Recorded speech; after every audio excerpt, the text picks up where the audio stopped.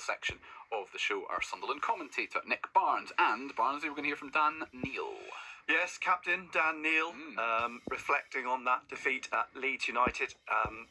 And, of course, the heartbreak of conceding the winner seconds from the end of added time. Yeah, obviously it's a really hard one to take. There's been a few this year where we've conceded late, which is no secret. So we're really disappointed with that. But I thought, analysing the game as a whole, I thought first half we were really good. I thought we were the better team by a mile. I thought we controlled the ball out of possession really well, forced them down the sides, didn't let them get in behind with their speed, kept the ball in front of them. We transitioned really well, found that first pass which allowed us to get up the pitch, and I thought we got that one goal, but I thought we could have maybe been two up going into the half. Second half was always going to be a different story. We places gets rocking, and we get right behind them, and they did right till the end. And we struggled to get out a little bit second half, but I thought we still defended the box really, really well. I can't really remember too many big chances that they had up until obviously the two late goals. So like I said, we'll have to look back at it, take the positives in terms of the first half and how we defended, but we've also got to look at how we basically couldn't get out the half in possession, because I think a team of our quality in possession needs to find a way to do that, especially in these big games.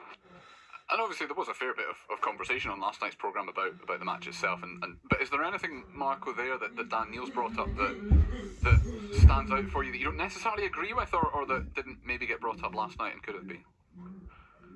I thought that was a fair appraisal. I thought, it's always hard to go into training the next day when you've had the game ends like that. Two late goals, and the place was rocking. You're stood in the middle of it thinking, how the heck did that happen? And then you have to turn up at training and try and go in with a smile on your face and try and be positive. But there were a lot of positives. We played some great football in the first half. Second half, it was more difficult.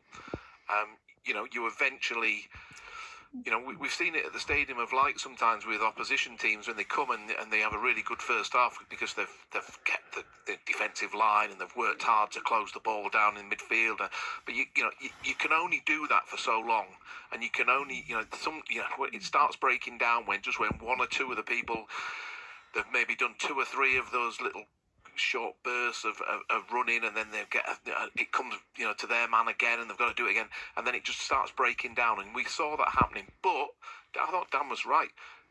Leeds were still scratching their heads with how to come up to get beat our back four, and it was down to two set pieces really.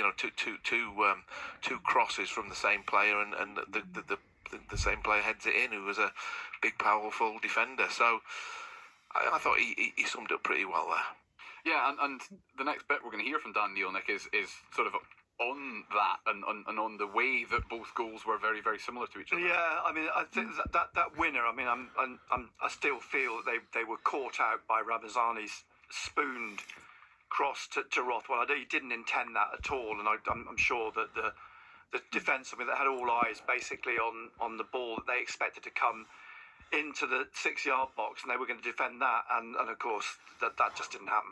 Yeah,